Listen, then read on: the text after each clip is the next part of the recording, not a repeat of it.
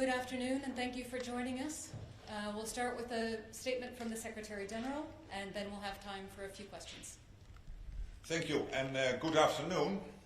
This morning, the North Atlantic Council held consultations under Article 4 of the Washington Treaty. This followed a request from Estonia after their airspace was violated by 3 armed MiG-31 fighter jets on Friday, where NATO responded quickly and decisively. Following the meeting, allies issued a strong statement of solidarity and resolve. They condemned Russia's reckless actions, which are escalatory, risk miscalculation, and endanger lives.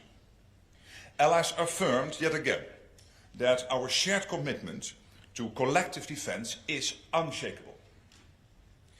We do not want to see a continuation of this dangerous pattern by Russia, intentional or not, but we stand ready and willing to continue to defend every inch of Allied territory. Our posture on land, at sea and in the air is serving us well. Our pilots are doing precisely what they are trained to do when there is a potential risk of incursion. This is what we plan for, what we train for, and it works. General Krinkevich, NATO's Supreme Allied Commander, has the tools and authorities he needs to ensure our defense. And Eastern Sentry, which he and I launched earlier this month, adds further strength and flexibility to our posture along our eastern flank, and anywhere else we might need it. Allies also continue to exercise to ensure that we are ready for whatever threats we might face. Even now, the largest aircraft carrier in the world, the USS Gerald R. Ford, is in the neighborhood and exercising with allies across the continent, reinforcing our ability to operate together across domains and over distances. This long-planned defensive exercise, unrelated to current events, is highly relevant to our availability and ability to do what NATO was founded for, to deter and defend. This is what we will continue to do, with calm determination. And with that, I have time for a few questions. All right, let's start with AFP, here in the second row. Secretary-General Olivier Bob from AFP, Agence France-Presse. Good afternoon. Good afternoon.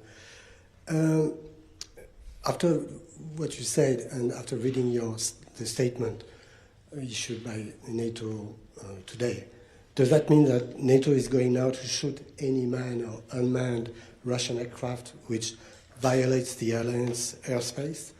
Will it be enough to deter Russia? I mean, the statement you just made, do you think it will be enough to deter Russia after this pattern we all see after 3 incidents? Well, the decisions on whether to engage intruding aircraft, such as firing upon them, are of course taken in real time, are always based on available intelligence regarding the threat posed by the aircraft, including questions we have to answer like intent, armament, and potential risk to Allied forces, civilians or infrastructure. And as I said, SACEUR, our Supreme Allied Commander, has the overall prerogative and responsibility and also all the possibilities. In the latest airspace violation we discussed today in Estonia, NATO forces promptly intercepted and escorted the aircraft without escalation, as no immediate threat was assessed. All right, fourth row, all the way on the end. Thank you. Mr. Secretary-General, you mentioned in your statement pilots can act in case of a potential risk of incursion. So not in case of an incursion, but a potential incursion. What do you mean? What I'm saying is that our military system works like this, that we will always assess the dangers, whether it is a direct threat to our overall defense, our posture, and that we will always act accordingly.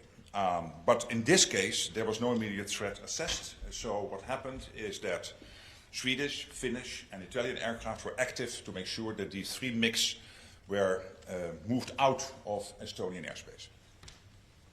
We'll come to the center here in the second row. Hello, Joachim Clementi from Estonian Public Broadcasting. My question is, aren't we fundamentally addressing the wrong issue? As you said yourself, that in both cases, in Poland and in Estonia, NATO's air defense was effective, everything worked according to plan. So why, in terms of Eastern Century, are we then talking about strengthening our air defense? Isn't the fundamental question about why Russia even dares to, whether intentionally or not, to breach our airspace? Shouldn't we be moving assets to the eastern flank which pose a credible threat to Russia? I mean, we're a defensive alliance, but for deterrence to work, they have to believe that if they cross a line, we will also counterattack. So my question is quite simple, really. Is the alliance prepared to scare the Russians to make these things stop? Of course, but we always have to do that in a way that we assess the situation. And our air defenses did exactly what they are designed to do. Both in the case of Poland with the drones, as in the case of your country, Estonia, with these 3 MiGs. We reacted quickly and decisively. We brought together, as I said in my statement, about 10 days ago now, Eastern Sentry, which will help to basically strengthen even further our deterrence and defense on the eastern flank and also in other parts of NATO territory where necessary. And of course, as we also said in the presser here about 10 days ago, we are constantly learning and adapting our technology and our tactics based on the evolving threat landscape. And that includes drones. So one of the reasons why we launched Eastern Sentry is to make sure that these latest drone technologies and that long term it is not sustainable to take down a, let's say, 1,000 or 2,000 costing drone by a 500,000 or $1 million costing missile, so that you need your drone interceptors also at a level we want it to be, is part of Eastern Sentry. And we're working very hard to make sure that also there we learn from, for example, Ukraine through JTAC, based in Poland. That is the joint NATO-Ukraine organization where we basically capture all the lessons from the war in Ukraine, but also through Pierre von Jay, who is leading our Supreme Allied Command transformation. And he works very well together and closely together with our Supreme Allied Commander Europe, General Krinkovic, to make sure that not only do we have the deterrence and defense on the eastern flank, but we also implement as quickly as possible these latest drone technologies. All right, on the right behind the cameras, please. Thank you. Ansgar Hase, German press agency, DPA. Secretary-General. Yes, hello. How do you assess the influence of previous events, such as the destruction of the Nord Stream pipelines, on NATO's current decision-making? Would it be, in your view, easier to respond more decisively if events like this had not happened? Thank you. I don't understand the question, because when it comes, of course, to the critical undersea infrastructure in general, we launched Baltic Sentry. And Eastern Sentry, of course, is a separate activity now, bringing together many allies, but also taking all the lessons from Baltic Sentry, which was about, after the latest events happening on the 25th of December last year, between Estonia and Finland. We brought together that activity, and why? Not only to make sure that we are able to track and trace, and where necessary to intervene, but also to implement the latest technologies, including undersea drones, etc., including bringing together our best experts in both modes, so shape, but also our Allied Command transformation under the leadership of Pierre von Jay. And that's exactly what we are doing here with Eastern Sentry. So we are taking lessons from that and we are implementing this with speed. Coming over to this side, Reuters in the third row, please.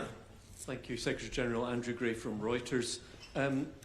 Are you, as part of reviewing what happened the other day, going to look again at rules of engagement, or are you confident that they are fine as they stand? And following up a broader question, NATO, at the heart of NATO is the idea of deterrence. At the moment, it seems like deterrence is not working because Russia is undertaking these incursions. So do you need to do anything more in order to make your deterrence more credible? Well, I think what the Russians saw is that we are willing indeed to defend every inch of Allied territory. It's exactly what happened in Poland when a Dutch F-35 shot down Russian drones. But also when it comes to Estonia, where thanks to the Finns and the Swedes and the Italians, we were able to escort these 3 MiG-31 out of Estonian airspace. And our message to the Russians is clear. We will defend every inch of Allied territory. We will make sure that we can always defend and deter where necessary. We are a defensive alliance, yes, but we are not naive. So we see what is happening. And whether it is intentional or not, if it is not intentional, then it is blatantly incompetence. Of course, even if it is incompetence, we still have to defend ourselves. The fourth row, the gentleman with his hand up there. The phone in. Thank you very much. Antonio Fumagalli for Neue Zürcher Zeitung. Hi, Secretary-General. A question, sorry, I'm too close. Is it politically wise to invoke Article 4 now within a couple of days twice? Because, of course, you are sending a signal to Russia, a signal of nervousness, maybe, and this will be listened like this in Russia, of course. And the more practical question about the incident in Estonia, what can you tell us about the Russian fighter jets, where they aren't actually in this moment? Thank you. Well, to begin with your first question, I think these 2 Article 4s are both warranted. And it had to do first with the impact of the drone threat to Poland. This was a multiple amount of drones, so it was different from some other incursions. So I think it was totally clear that the Polish government had to invoke Article 4, and I think it was very useful. And also here, when it comes to Estonia, last Friday, when you look at the location and the duration of the presence of these MiG-31 in Estonian airspace, I think it is absolutely warranted that we had this Article 4 consultation. But let me also make very clear that our Supreme Allied Commander has all the authorities he needs, that this alliance has all the capabilities it needs to, whenever the Russians, whether it is intentional or not, but blatantly, be it incompetence, but at least being reckless and being irresponsible, try to invade Allied airspace, NATO airspace, then we will react. They know, and we will defend ourselves. There's no doubt. The woman in the second row. Thank you. Susana Freires, SIC Portugal. You were mentioning a promptly response from NATO, but don't you think that 12 minutes of a MiG-31 flying around Estonian skies is too much? Was it that fast? And you say that if there's a direct threat, NATO will respond. Does it mean that in that case you can shut down whatever is needed, as my colleague from AFP asked? And if I may, regarding what happened in Denmark, do you see any connection with these threats in Romania, Estonia, and Poland? Is there a link with what happened in To your first question, we will always react with calm determination, because we have all the defensive systems in place to make sure that we can defend every inch of Allied territory. That's what we have shown, both in the Polish case as well as in the Estonian case. And I really commend the fighter jet pilots from Sweden, from Finland, and of course from Italy, in the Estonian case, but also Germany and Italy and the Dutch when it comes to the Polish situation a week ago, for acting so decisively and so quickly. But of course, to the second half of your first question, as I said before, the decisions on whether to engage intruding aircraft, including potentially firing upon them, will always be assessed based on all the elements I just mentioned. And as no immediate threat was assessed here in this case, shooting down the MiGs was not necessary. And of course, what we will always do is to make sure that we react in a proportionate way. But if necessary, you can be assured we will do what is necessary to defend our cities, our people, our infrastructure. But this is how it works. So it doesn't mean that we will always immediately shoot down a plane. We will, as I said, based on clear dimensions, assess the situation real time based on all the available intelligence. And that's exactly what happened here. To your second question, I was just on the phone with the Danish Prime Minister. Of course, there's talk now of 4 big drones who create 3 big drones creating big difficulties in Danish airspace, including the capital's airport. And the Danes are at this moment exactly assessing what happened to make sure what is behind this. We are in very close contact on this, so it is too early to answer your second question. All right, we have time for just a few more questions, and I know we have more than we'll have time to get to. It's Terry, please. 3rd row, wait for the mic. Thanks. Terry Schultz with DW. Just a couple follow-ups, because if you leave me too late, I get to follow up all of these questions. It's a warning. Exactly. I mean, you say that the system is working, but wouldn't you rather deter these flights from coming in? So wouldn't it work better if they never entered NATO airspace, if that's working? And how much pressure does it put on NATO now that Poland has said, you know what, we are going to shoot these down? Does that make the rest of the eastern flank, where NATO might not make the same decision in its own Eastern Sentry mission to do that, doesn't that perhaps make some of the other allies a bit more vulnerable if this kind of behavior is going to continue? And are you sure that's all you can say about Copenhagen? Thank you. Yes, on the second question, yes. And on your first question, I listened very carefully to Donald Tusk, the Polish Prime Minister, yesterday. And I think what he said is that if necessary, yes, we will shoot down the plane. And of course we already shot down a drone, if necessary. And this exactly comes back to what I just mentioned, that we will always assess the situation, assess the immediate threat the plane poses, and acting quickly and decisively is exactly what happened in these 2 cases. And I'm really proud of our fighter jet pilots doing this, and our commanders in contact with them, coordinating all these activities. Clearly, what the Russians are doing is not acceptable. If it is intentional or not, at least it is reckless. And it should stop, absolutely. And what they will see now, over the last couple of weeks, is that whatever happens, we are there. And it will not, as you have seen in the next statement, detract us from supporting Ukraine, if that is what they might be thinking they could achieve. I don't know what is in their minds. If it was intentional, again, we are still assessing that. We will also keep on supporting Ukraine with even more vigor and more determination. Okay, 4th row, Thomas.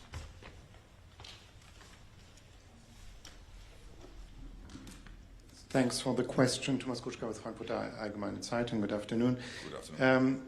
There was also Polish Foreign Minister Radosław Sikorski, who yesterday night at the UN Security Council warned Russia that Poland would shoot down any aircraft or missile entering, I quote now, our space without permission, deliberately or by mistake, which is in clear contradiction to what you just said about intentional and non-intentional patterns of behavior.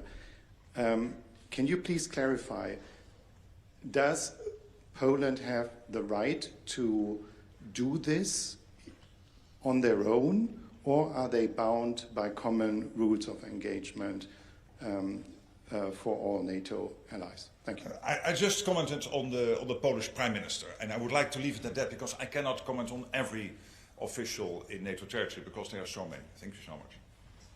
He didn't, by the way, Polish Prime Minister, I just checked his quotes, did not say if necessary.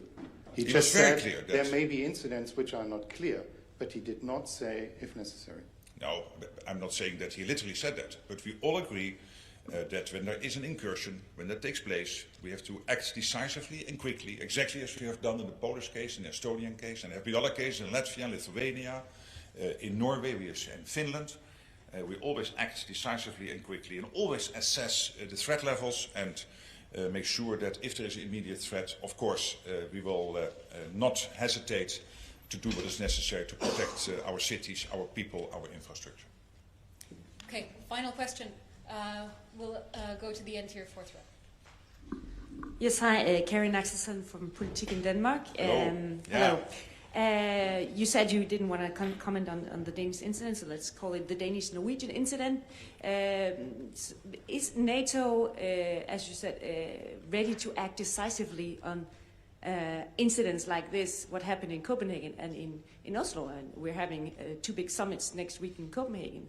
Is it, what can we do? I mean, is a drone wall enough to deter these kind of incidents, whoever was behind it?